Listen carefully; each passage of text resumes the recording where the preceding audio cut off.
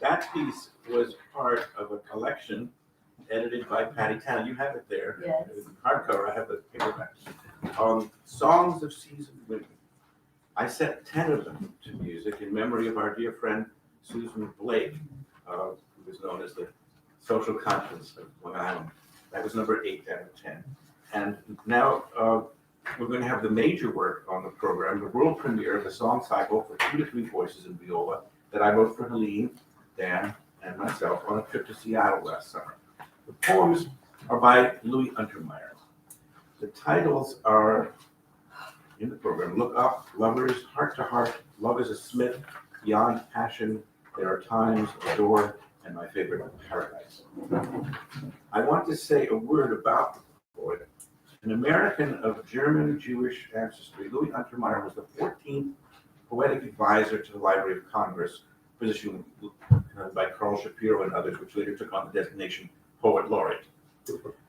He was an original panelist on the show What's My Line in 1950. That's before most of you remember, some of you remember. He was booted off by a frightened sponsor when war veterans threatened to picket the studio because of his association with leftist writers like William Hellman, Dashiell Hammett, and Arthur Miller. Wow. Yeah. That caused him to go into a deep depression for a year, during which he never left the house or entered the home.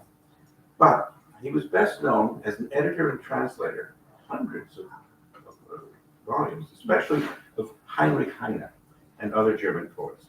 Now, my 8-song cycle is based on a selection I made with 28 poems in this collection,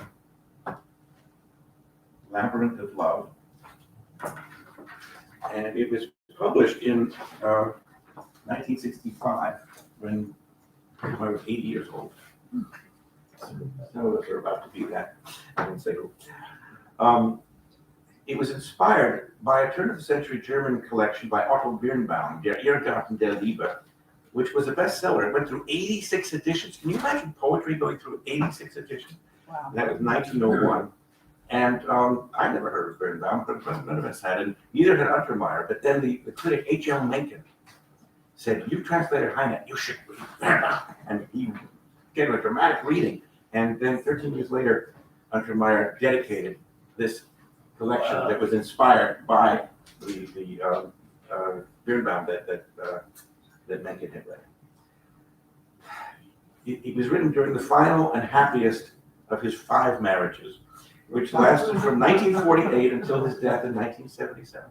It shines light on loving relationships from the contemporary back to Adam and Eve, and ends with the angel Gabriel extolling lovers' boldness with the encouraging message, "Don't wait, carpe diem, seize the day." And now we'll need just a moment to move the keyboard out of center stage so we can put the violas down.